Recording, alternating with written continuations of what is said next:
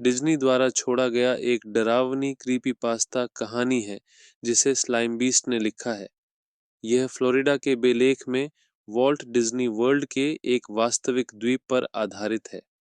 यह 1974 में treasure island के नाम से खोला गया था और मेहमानों के लिए खुला था।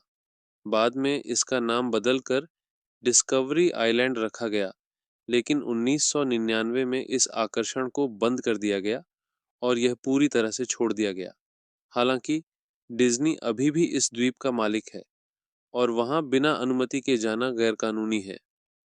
आप में से कुछ ने सुना होगा कि डिज्नी कंपनी कम से कम एक वास्तविक जिंदा भुतहा शहर के लिए जिम्मेदार है।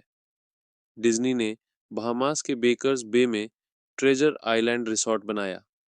शुरुआत में यह भुतहा शहर नहीं था।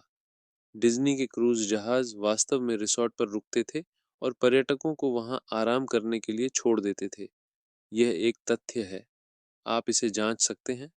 डिज्नी ने इस जगह पर $30 मिलियन खर्च किए। हाँ, $30 मिलियन। फिर उन्होंने इसे छोड़ दिया। डिज्नी ने इसके लिए उथले पानी को दोषी ठहराया, उनके जहाज़ों के सुरक्षित रूप से संचालन के लिए बहुत उथला, और यहाँ तक कि वहाँ के कामगारों पर भी दोष लगाया, ये कहते हुए कि चूंकि वे बहामास के थे, इसलिए वे नियमित कार्यक्रम के अनुसार काम करने के लिए बहुत आलसी थे। यहीं पर उनकी कहानी का तथ्यात्मक हिस्सा खत्म हो जाता है। न तो यह रेत की वजह से था और न ही विदेशी लोग आलसी हैं की वजह से। दोनों ही सुविधाजनक बहाने थे। मुझे इन कारणों की वैधता पर कोई विश्वास नहीं है। क्यों? क्योंकि मोगली का पैलेस, एमराल्ड आइल, नॉर्थ कैरोलिना के समुद्र तटीय शहर के पास, डिज्नी ने 1990 के दशक के अंत में मोगली का पैलेस का निर्माण शुरू किया। इसका थीम एक जंगल आधारित रिसॉर्ट था जिसके केंद्र में एक बड़ा महल था। अगर आप मोगली के चरित्र से अपरिचित हैं तो आपको जंगल बुक की कहानी याद होगी। यह एक ऐसा बच्चा है जिसे जंगल में जानवरों ने पाला और जो लगातार दूसरे जानवरों से खतरा महसूस करता है और उनसे बचने की कोशिश करता है। मोगली का पैलेस शुरुआत से ही विवादास्पद परियोजना थी। डिज्नी ने इस परियोजना के लिए बहुत महंगी जमीन खरीदी और इन खरीदों को लेकर एक बड़ा घोटाला हुआ। स्थानीय सरकार ने लोगों के घरों पर इमिनेंट डोमेन का दावा किया और फिर उन संपत्तियों को डिज्नी को बेच दिया। एक मामले में एक नया बना घर तुरंत बिना किसी स्पष्ट कारण के अवैध घोषित कर दिया गया। सरकार द्वारा कब्जाई गई जमीन कथित तौर पर किसी काल्पनिक हाईवे परियोजना के लिए थी, लेकिन हर कोई जानता था कि असल में क्या हो रहा है। लोगों ने इसे मिक्की माउस हाईवे कहना शुरू कर दिया। फिर आया कॉन्सेप्ट आर्ट। डिज्नी कंपनी के अधिकारियों ने शहर की एक बैठक में इसे प्रस्तुत किया। उनका उद्देश्य सभी को यह समझाना था कि यह परियोजना कितनी लाभदायक होगी। जब उन्होंने कॉन्सेप्ट आर्ट दिखाया, एक विशाल भारतीय महल, चारों ओर जंगल और कर्मचारियों के रूप में लंगोट और जनजातीय पोशाक पहने पुरुष और महिलाएं, तो हर कोई आग बबूला हो गया। भीड़ में से एक व्यक्ति मंच की ओर दौड़ पड़ा और सुरक्षा कर्मियों द्वारा उसे काबू करने से पहले उसने एक प्रेजेंटेशन बोर्ड तोड़ दिया। डिज्नी ने उस समुदाय को अपनी इच्छा अनुसार तोड़ मरोड़ दिया। घरों को ध्वस्त कर दिया गया, जमीन साफ कर दी गई और लोग कुछ भी नहीं कर सकते थे। स्थानीय टीवी और अखबार शुरू में इस रिसॉर्ट के खिलाफ थे, लेकिन डिज्नी के मीडिया कनेक्शन के चलते उनकी राय अचानक बदल गई। ट्रेजर आइलैंड, बहामास के साथ भी यही हुआ। डिज्नी ने वहां लाखों डॉलर खर्च किए और फिर उसे छोड़ दिया। मोगली के पैलेस के साथ भी यही कहानी दोहराई गई। निर्माण पूरा हुआ, पर्यटक वहां रुके, आसपास के समुदाय पर्यटकों के बढ़ते आवागमन और असुविधाओं से भर गए। फिर अचानक सब बंद हो गया। डिज्नी ने इसे बंद कर दिया और कोई नहीं समझ पाया कि क्या हो रहा है। लेकिन जो लोग इस परियोजना के खिलाफ थे, वे खुश थे। मैंने इस जगह के बारे में एक दशक से ज्यादा समय तक नहीं सोचा। मैं एमराल्ड आइल से 4 घंटे दूर रहता हूँ, इसलिए मैंने इसे कभी व्यक्तिगत रूप से अनुभव नहीं किया। फिर मैंने एक लेख पढ़ा जिसमें किसी ने ट्रेजर आइलैंड रिसॉर्ट का दौरा किया था। उसने अपने ब्लॉग पर वहां मिली हर अजीब चीज के बारे में लिखा। सब कुछ बस यूं ही छोड़ा गया था। चीजें टूटी फूटी थीं, शायद नाराज पूर्व कर्मचारियों द्वारा नष्ट की गई। ट्रेजर आइलैंड के बारे में यह ब्लॉग पढ़ने के बाद मैंने सोचा कि मोगली का पैलेस की अर्बन एक्सप्लोरेशन करना दिलचस्प होगा। कुछ तस्वीरें लेना, अपने अनुभव के बारे में लिखना और शायद कोई यादगार चीज़ घर ले आना। लेकिन मैं तुरंत वहां नहीं गया। ट्रेजर आइलैंड लेख पढ़ने के बाद मुझे एमराल्ड आइल जाने में 1 साल लग गया। उस साल के दौरान मैंने पैलेस रिसॉर्ट पर बहुत शोध करने की कोशिश की। हालांकि कोई आधिकारिक डिज्नी साइट या स्रोत उस जगह का उल्लेख नहीं करता। ये सब हटा दिया गया था और अजीब बात यह थी कि मुझसे पहले किसी ने भी उस जगह के बारे में ब्लॉग लिखने या फोटो पोस्ट करने की कोशिश नहीं की थी। स्थानीय टीवी या अखबारों की साइटों पर भी इसका जिक्र नहीं था। हाल ही में मुझे पता चला कि कंपनियां वास्तव में गूगल से सर्च परिणामों से लिंक हटाने के लिए कह सकती हैं, और वो भी बिना किसी ठोस कारण के। अब सोचता हूँ तो शायद ऐसा नहीं था कि किसी ने उस रिसॉर्ट के बारे में बात नहीं की थी, बल्कि उनकी बातें पहुंच से बाहर कर दी गई थी। अंततः मैं उस जगह का पता बमुश्किल लगा पाया। मेरे पास बस एक पुराना नक्शा था जो मुझे 1990 के दशक में डाक से मिला था। यह एक प्रमोशनल आइटम था जिसे उन लोगों को भेजा गया था जो हाल ही में डिज्नी वर्ल्ड गए थे। चूंकि मैं 80 के दशक के अंत में वहां गया था, तो शायद वही हाल ही में माना गया। मेरा इसे संभाल कर रखने का कोई इरादा नहीं था। ये बस मेरे बचपन की किताबों और कॉमिक्स के साथ रख दिया गया था। मुझे इसके बारे में अपने शोध के कुछ महीनों बाद ही याद आया, और तब भी इसे खोजने में कुछ हफ्ते लग गए। आखिरकार मैंने वह स्टोरेज बॉक्स ढूंढ लिया जिसे मेरे माता पिता ने किसी कोने में रख छोड़ा था। लेकिन मैंने वह नक्शा पा लिया। स्थानीय लोग किसी काम के नहीं थे, क्योंकि ज्यादातर लोग हाल ही में समुद्र तट के पास बसने आए थे, या पुराने निवासी जो मेरी बात सुनते ही मुझ पर तिरछी नजर डालते। जैसे ही मैंने पूछा, मोगली का पै ड्राइव ने मुझे एक असामान्य रूप से लंबी झाड़ियों और घनी वनस्पति की गलियों से होकर गुजारा। उष्णकटिबंधीय पौधों ने बेतहाशा बढ़ते हुए भूमि को वापस अपने कब्जे में लेने की कोशिश की थी। मैं तब स्तब्ध रह गया जब मैं रिसॉर्ट के मुख्य द्वार पर पहुंचा। विशाल, एकदम बड़े लकड़ी के द्वार, जिनके दोनों ओर के सहारे ऐसे लग रहे थे जैसे वे विशाल सिकोया वृक्षों से काटकर बनाए गए हों। द्वार को कई जगहों पर कठफोड़वा पक्षियों ने कुरेदा था और इसके निचले हिस्से को कीड़ों ने चाट लिया था। द्वार पर एक धातु की चादर टंगी थी। शायद किसी कबाड़ के टुकड़े पर काले रंग में हाथ से लिखे अक्षरों में लिखा था, अबैंडन्ड बाय डिज्नी। ये निश्चित रूप से किसी पुराने स्थानीय व्यक्ति या कर्मचारी का काम था, जिसने एक छोटी सी नाराजगी जताने के लिए इसे बनाया होगा। द्वार इतने खुले थे कि पैदल चलकर अंदर जाया जा सके, लेकिन गाड़ी नहीं। इसलिए मैंने अपना डिजिटल कैमरा और नक्शा, जिसके दूसरी ओर रिसॉर्ट का लेआउट था, उठाया और पैदल ही चल पड़ा। अंदर का इलाका भी प्रवेश द्वार जितना ही उजादादी था। नारियल के ढेरों के बीच खजूर के पेड़ बिना देख रेख के खड़े थे। केले के पेड़ भी अपनी सड़ी गली, कीड़ों से भरी गंदगी में लिपटे हुए थे। ये एक प्रकार की अजीब टकराहट थी। एक तरफ सुव्यवस्थित फूलों की पंक्तियां, और दूसरी तरफ ऊंचे ऊंचे खरपतवार और सड़े हुए काले मशरूम। बाहर के किसी भी ढांचे के अवशेष में केवल टूटी फूटी सड़ी हुई लकड़ियां और कुछ जले हुए अनपहचाने टुकड़े ही बचे थे, जो कभी सूचना केंद्र या एक बाहरी बार रहा होगा। अब बस विभिन्न मलबों का ढेर था, जिसे पूर्व वैंडल्स ने नष्ट कर दिया और मौसम ने पूरी तरह खराब कर दिया था। ग्राउंड पर सबसे दिलचस्प चीज थी बालू की एक प्रतिमा, जो जंगल बुक का वह दोस्ताना भालू है। ये मुख्य इमारत के सामने एक प्रकार के आंगन में खड़ी थी। वह हवा में किसी को हाथ हिलाते हुए स्थिर था, जैसे किसी खाली जगह को देखकर मुस्कुरा रहा हो। उसकी खाल पर पक्षियों की बीट की मोटी परतें जमी हुई थीं, और बेलें उसकी प्लेटफॉर्म को जकड़े हुए थीं। मैं मुख्य इमारत यानी पैलेस के पास गया और देखा कि जहां जहां मूल पेंट उखड़ा नहीं था, वहां वहां दीवारों पर ग्राफिटी बनी हुई थी।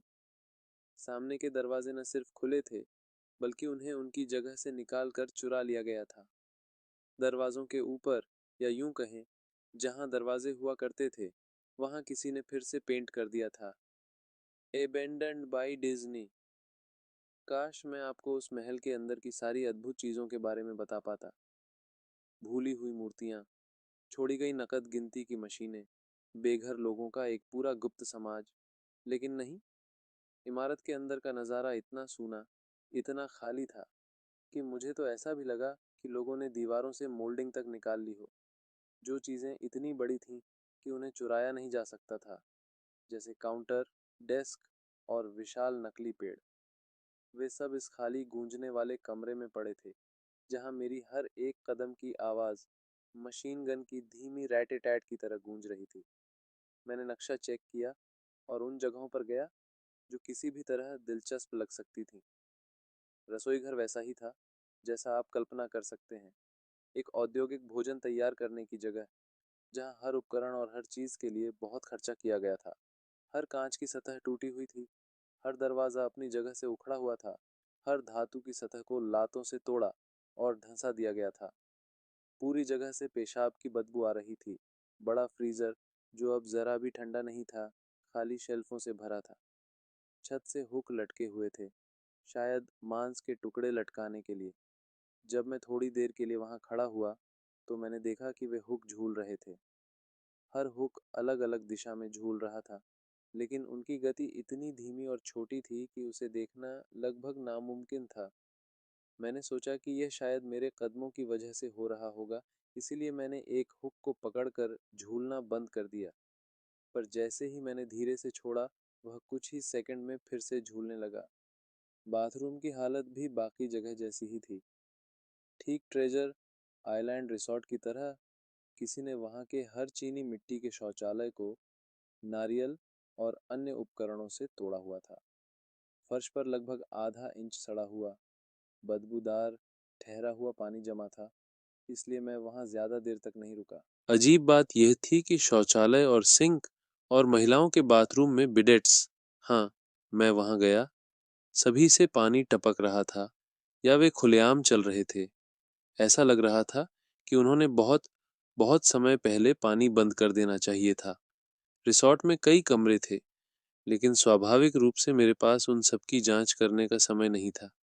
जिन कुछ कमरों में मैंने झांका, वे भी इसी तरह बर्बाद हो चुके थे, और मुझे वहां कुछ भी मिलने की उम्मीद नहीं थी। एक कमरे में मुझे लगा कि वहां एक टेलीविजन या रेडियो है, क्योंकि मैंने वास्तव में एक धीमी बातचीत सुनी। यह फुसफुसाहट जैसी थी, शायद मेरी खुद की सांसों की गूंज या बहते पानी की आवाज से पैदा होने वाली एक और मानसिक चालबाजी। यह कुछ इस तरह की लग रही थी। एक, मुझे यकीन नहीं हुआ। दो, संक्षिप्त अज्ञात जवाब। एक, मुझे यह नहीं पता था। मुझे यह नहीं पता था। दो, तुम्हारे पिता ने तुम्हें बताया था। एक, अज्ञात उत्तर, या शायद केवल रोने की आवाज।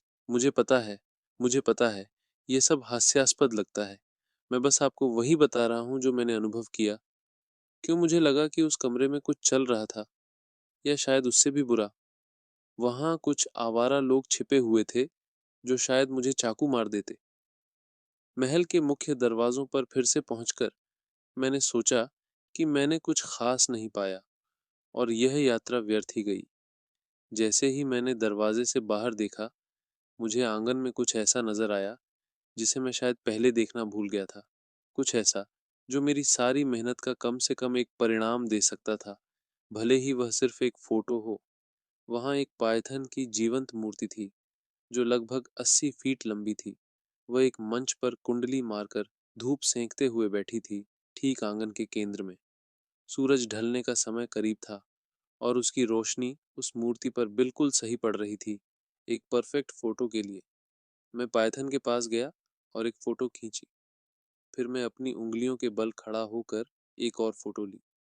इसके चेहरे के विवरण को कैद करने के लिए मैं और करीब गया।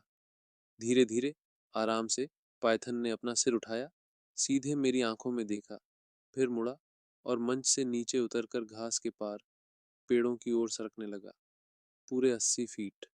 उसका सिर जंगल में गायब हो चुका था, जबकि उसकी पूंछ अभी भी उस धूप वाली जगह पर थी।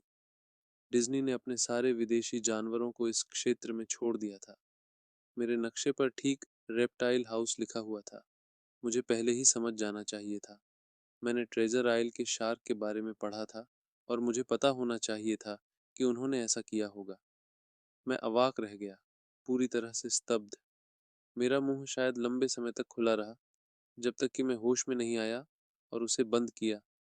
मैंने कुछ बार पलकें झपकाईं और जहां सांप था, वहां से धीरे धीरे पीछे हटते हुए महल की ओर चला गया।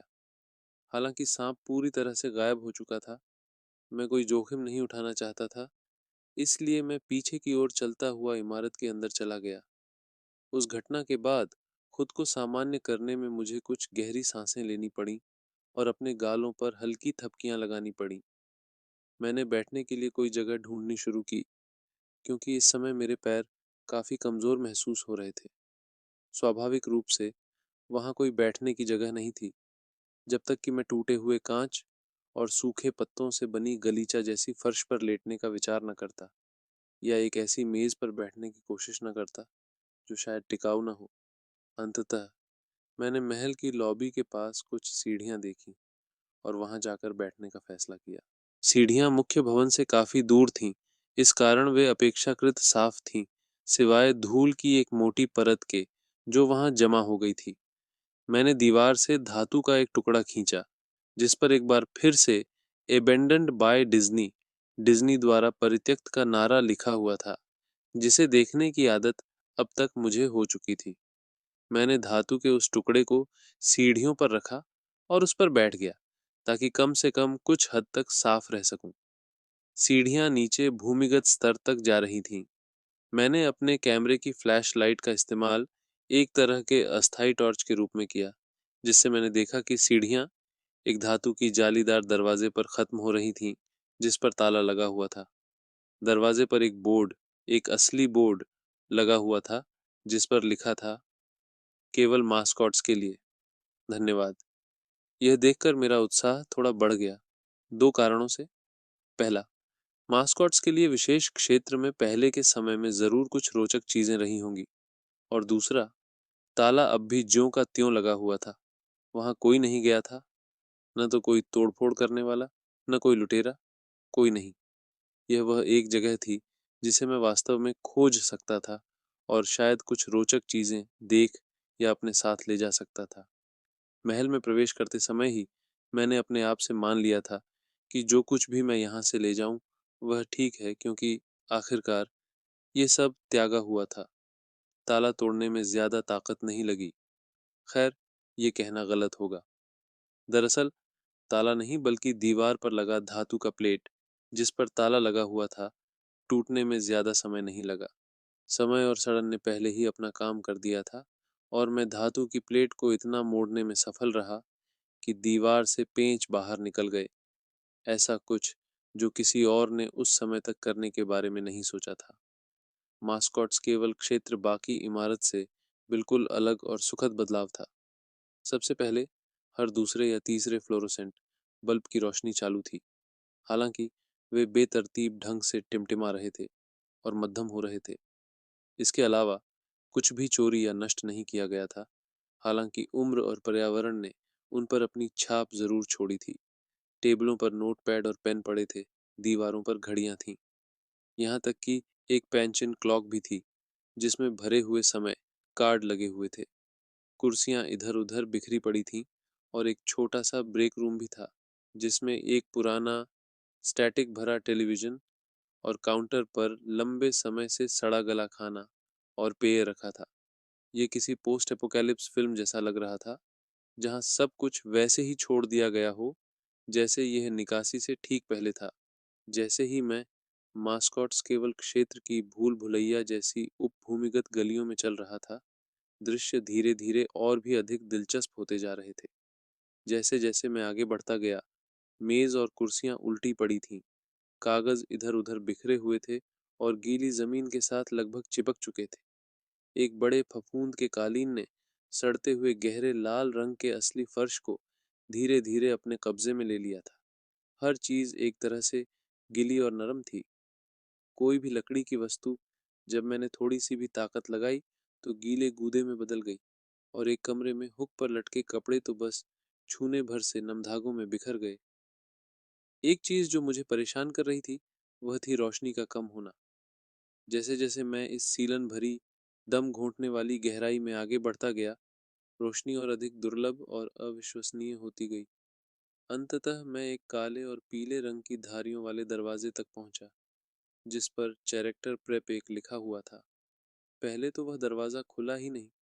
मैंने सोचा कि शायद यहीं पर वे सभी पोशाकें रखी गई थीं, और मुझे उस मुड़े तुड़े बदबूदार ढेर की तस्वीर लेने का पूरा मन था। मैंने हर संभव कोशिश की, हर कोण से, हर तरकीब से, लेकिन दरवाजा हिला तक नहीं। तभी जब मैंने हार मान ली और वापस मुड़ने लगा, एक हल्की पॉपिंग आवाज हुई और दरवाजा धीरे धीरे चरमराते हुए खुल गया। अंदर का कमरा पूरी तरह से अंधकार में डूबा हुआ था। घुप अंधेरा। मैंने कैमरे की फ्लैश का उपयोग करके दरवाजे के पास दीवार पर कोई लाइट स्विच ढूंढने की कोशिश की, लेकिन वहां कुछ नहीं था। अपनी खोज में लगा हुआ था कि तभी एक तेज विद्युत गड़गड़ाहट ने मुझे चौंका दिया। ऊपर लगी लाइटों की पंक्तियां अचानक जल उठीं, टिमटिमाते हुए, और उसी अनियमित तरीके से चमकने लगीं जैसे कि मैंने पहले देखी थी। मेरी आंखों को उस उजाले के अनुकूल होने में एक पल लगा, और ऐसा लगने लगा जैसे रोशनी तब तक तेज होती जाएगी जब तक सभी बल्ब फट न जाएं। लेकिन जैसे ही यह अपने चरम पर पहुंचने वाला था, रोशनी थोड़ी मध्यम हो गई और स्थिर हो गई। कमरा बिल्कुल वैसा ही था जैसा मैंने सोचा था। दीवारों पर विभिन्न डिज्नी की पोशाकें लटकी हुई थीं, पूरी तरह से इकट्ठी हुई, जैसे कि अजीब कार्टून शव अदृश्य फंदों से लटके हुए हों। कमरे के पिछले हिस्से में एक पूरी रैक पर लॉइन क्लॉथ और मूल निवासी के कपड़े हैंगर पर लटके हुए थे। जो चीज मुझे अजीब लगी और जिसे मैंने तुरंत फोटोग्राफ करने की सोची, वह थी कमरे के केंद्र में रखा एक मिकी माउस का कपड़ा। दूसरे कपड़ों के मुकाबले यह अपनी पीठ के बल जमीन पर पड़ा था, जैसे एक हत्याकांड का शिकार। कपड़े की फर सड़ चुकी थी और झड़ रही थी, जिससे नंगे धब्बे बन गए थे। और भी अजीब बात यह थी कि कपड़े का रंग गलत था। यह असल मिकी माउस के फोटो नेगेटिव की तरह था। जहां उसे सफेद होना चाहिए था, वहां वह काला था, और जहां उसे काला होना चाहिए था, वहां वह सफेद था। उसकी सामान्य लाल ओवरऑल्स हल्के नीले रंग की थी। ये दृश्य इतना अजीब था कि मैंने इसे आखिरी तक फोटोग्राफ करने से टाल दिया। मैंने दीवारों पर लटकी हुई पोशाकों की तस्वीरें लीं, ऊपर से, नीचे से, और साइड शॉट्स, ताकि उस पूरी लाइन की फ्रोजन, सड़ती हुई कार्टून चेहरों को दिखा सकूं, जिनमें से कुछ की प्लास्टिक की आंखें गायब थीं। फिर मैंने एक फोटो स्टेज करने का निर्णय लिया, सिर्फ एक बेकार पड़े हुए चरित्र के सिर का, जो गंदे और चिकने फर्श पर पड़ा था। मैंने डोनाल्ड डक की पोशाक के सिर को उठाया और धीरे से इसे हटाया ताकि वह मेरे हाथों में टूट न जाए। जब मैंने उस सड़े हुए चौड़े आंखों वाले सिर में देखा, तो अचानक एक तेज आवाज आई, जिससे मैं डर के मारे कूद पड़ा। मैंने नीचे देखा, और मेरे जूतों के बीच में एक मानव खोपड़ी पड़ी थी। यह पोशाक के सिर से गिरकर मेरे पैरों के पास टूटकर बिखर गई थी। केवल उसका खाली चेहरा और निचला जबड़ा बचा हुआ था, जो ऊपर की तरफ घूर रहा था। मैंने डक का सिर तुरंत छोड़ दिया, जैसा कि आप उम्मीद करेंगे, और दरवाजे की ओर बढ़ने लगा। जैसे ही मैं दरवाजे पर खड़ा हुआ, मैंने खोपड़ी की ओर देखा। मुझे उसकी तस्वीर तो लेनी ही थी ना, मुझे यह करनी ही थी, कई कारणों से जो शायद बचकाने लगे, लेकिन केवल तब, अगर आप इसे ठीक से सोचें। मुझे जो हुआ उसका सबूत चाहिए था, खासकर अगर डिज्नी समहाउ इसे छिपाने की कोशिश करता। मुझे शुरू से ही कोई शक नहीं था कि भले ही यह सिर्फ लापरवाही हो, डिज्नी इसके लिए जिम्मेदार था। तभी मिकी, वो फोटो नेगेटिव उल्टा मिकी, जो जमीन के केंद्र में पड़ा था, उठने लगा। पहले बैठते हुए, फिर अपने पैरों पर खड़ा होते हुए। मिकी माउस का कपड़ा, या जो भी उसके अंदर था, वह कमरे के केंद्र में खड़ा होकर बस मुझे घूरने लगा। उसका नकली चेहरा सीधा मुझे देख रहा था, और मैं नहीं, बार बार बड़बड़ाते हुए कह रहा था। हाथ कांप रहे थे, दिल हिंसक तरीके से धड़क रहा था और पैर फिर से जैसे जेली बन गए थे। फिर भी मैंने कैमरा उठाया और उसे उस उलटे प्राणी की ओर इशारा किया जो अब मुझे शांति से माप रहा था। डिजिटल कैमरा की स्क्रीन पर उस प्राणी का केवल मृत पिक्सल दिखाई दे रहा था। यह मिकी पोशाक का बिल्कुल सही सिलहूट था। जैसे ही कैमरा मेरे अस्थिर हाथों में हिला, मृत पिक्सल स्क्रीन पर फैलने लगे। जहां भी मिकी का आकार गया, फिर कैमरा मर गया, ब्लैंक हो गया और चुप हो गया और टूट गया। मैंने फिर से अपनी आंखें मिकी माउस की पोशाक पर उठाईं। हे, उसने एक धीमे लेकिन बिल्कुल सही मिकी माउस की आवाज में कहा, क्या तुम मेरा सिर उतरता हुआ देखना चाहते हो? उसने अपना सिर उतारने की कोशिश शुरू कर दी। अपनी क्लंकी, दस्ताने वाली उंगलियों को अपनी गर्दन के चारों ओर घुमा रहा था, एक घायल आदमी की तरह जो शिकारी के जबड़ों से खुद को बाहर खींचने की कोशिश कर रहा हो। जैसे ही उसने अपनी उंगलियां अपनी गर्दन में डाली, बहुत सारा खून, बहुत सारा गाढ़ा, गंदा, पीला खून। मैंने मुंह मोड़ लिया जैसे ही मैंने कपड़े और मांस के फटने की घिनौनी आवाज सुनी। मुझे सिर्फ बाहर भागने की चिंता थी। इस कमरे के बाहर दरवाजे के ऊपर मैंने आखिरी संदेश देखा जो हड्डी या नाखून से धातु में खरोचा गया था। Abandoned by God. मैंने कैमरे से कभी भी तस्वीरें नहीं निकाली। मैंने इसके बारे में कभी ब्लॉग पोस्ट नहीं लिखा। जब मैं उस जगह से भागा, अपनी मानसिक स्थिति और शायद अपनी जान बचाने के लिए, तो मुझे समझ में आया कि डिज्नी इस जगह के बारे में किसी को क्यों नहीं जानने देना चाहता था। वे नहीं चाहते थे कि कोई मेरी तरह अंदर आए। वे नहीं चाहते थे कि ऐसी कोई चीज बाहर जाए। आपका धन्यवाद कि आपने पूरी कहानी सुनी। चलिए, हम कल एक नई कहानी के साथ मिलते हैं। अलविदा।